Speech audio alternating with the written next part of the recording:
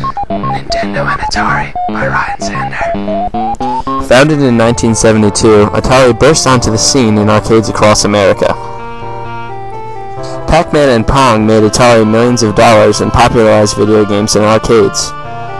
People in their early 20s and late teens could be found in arcades on weekends and late nights during the week, playing games for hours and hours.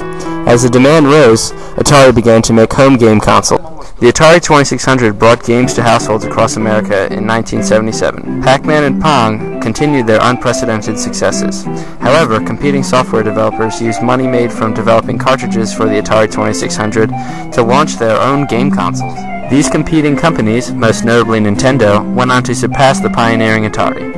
What began as a card-making company in the late 1800s, Japanese Nintendo, which means leave luck to heaven, is now the third most valuable company in all of Japan. Beginning with Donkey Kong in 1981, Nintendo went on to dominate the home game console market. As profits rose from Donkey Kong and the Atari 2600, Nintendo used the money to develop the Nintendo Entertainment System, which had Super Mario on it, the best-selling game series of all time.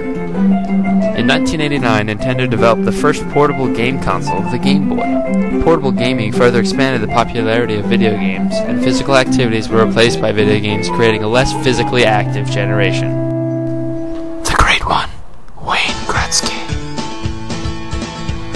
From a young age, Wayne Gretzky showed the makings of a phenomenal player. Practicing in his backyard ice rink since he was 2 years old, Gretzky was taught the game by his father, Walter, who stressed knowing the game over physical prowess.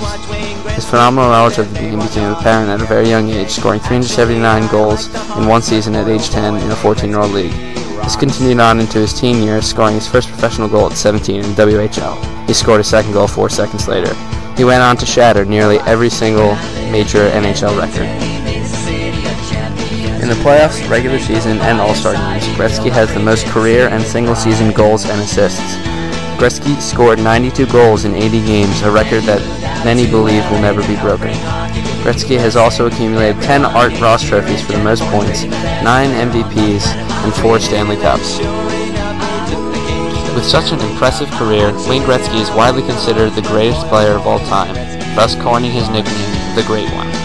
After his career ended, he was immediately inducted into the Hall of Fame and had his number 99 retired by the entire NHL. He is also known for being a kind and generous person, making him an excellent role model and landing him an Order of Canada medal. Overall, Gretzky is undeniably the most dominant athlete of the 1980s and the best hockey player of all time. Seacrest out.